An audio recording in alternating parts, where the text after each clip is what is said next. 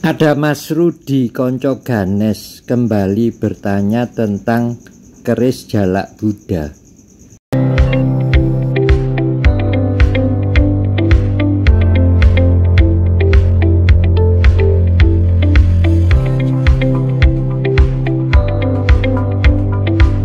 Gonjo dan peksi terlihat tegak lurus dan sogokannya menjadi satu.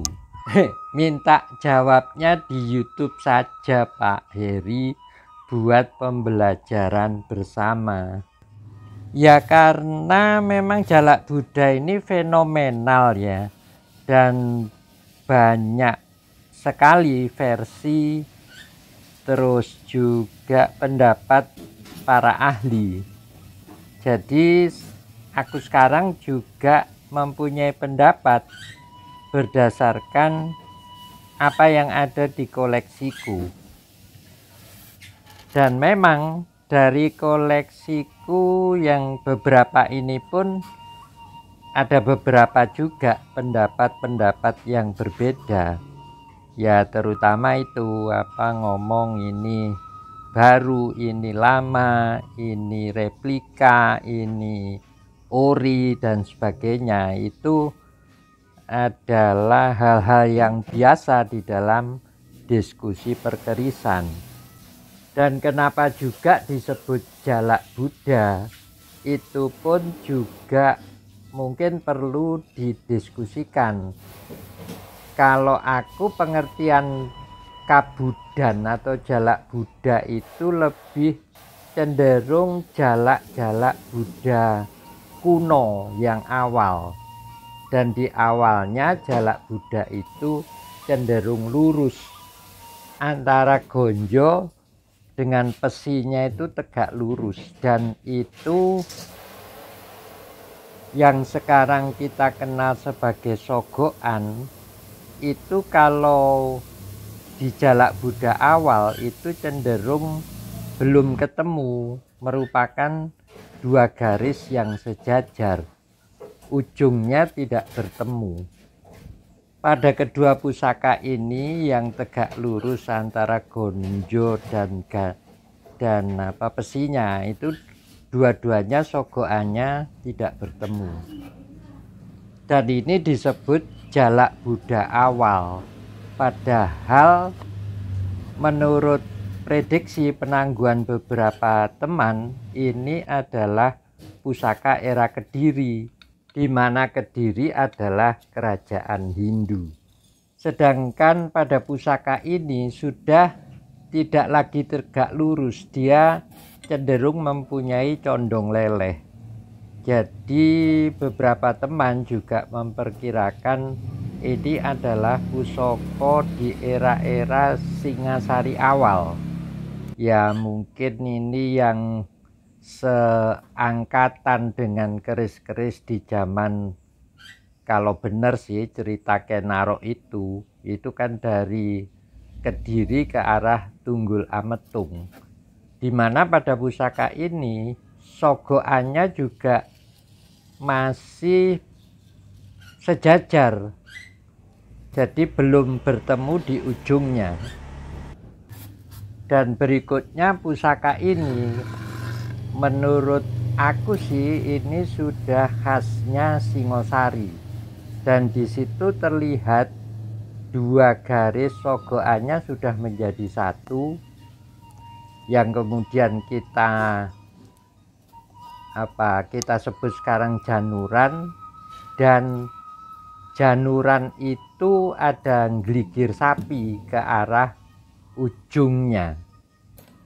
Dinamakan keris jalak Buddha, atau dalam perkembangan berikutnya jalak Sangu Tumpeng, mempunyai ricikan yang khas. Yang paling utama itu sogokannya itu ya, kalau dulu namanya Jalandoro, ada gandek, dan kemudian ada tikel alis. Ya mungkin itu fenomenalnya. Jadi jalak ini ada jalak Buddha, jalak Hindu, dan di era Islam menjadi jalak Sangu Tumpeng. Itulah mungkin keistimewaan dari dapur ini, bisa melewati berbagai era zaman.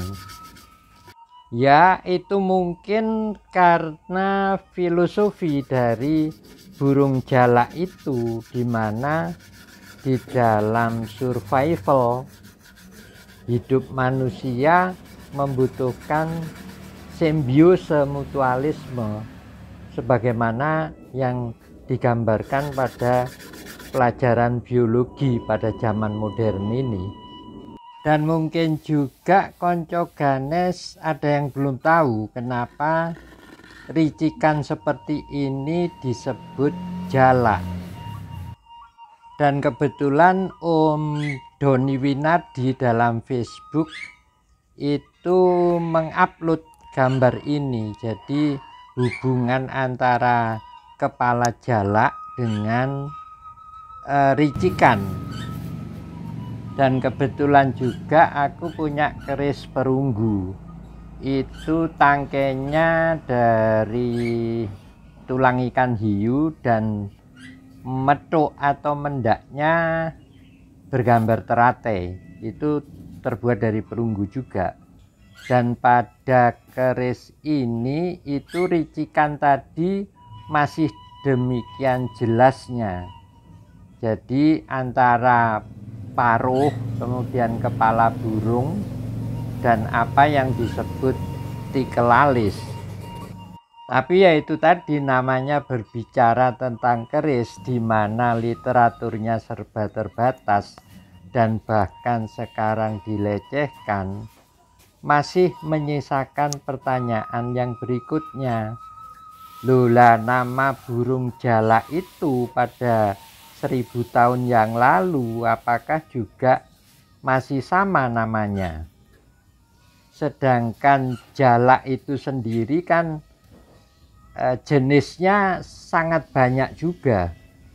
Jadi ya jangan khawatirlah, namanya perbedaan pendapat tentang pusaka itu demikian banyaknya. Ya karena pusaka itu kan hasil ilmu pengetahuan dari para leluhur yang bersedia untuk dikoreksi, untuk didiskusikan.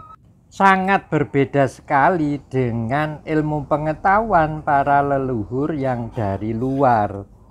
Matur nuwun.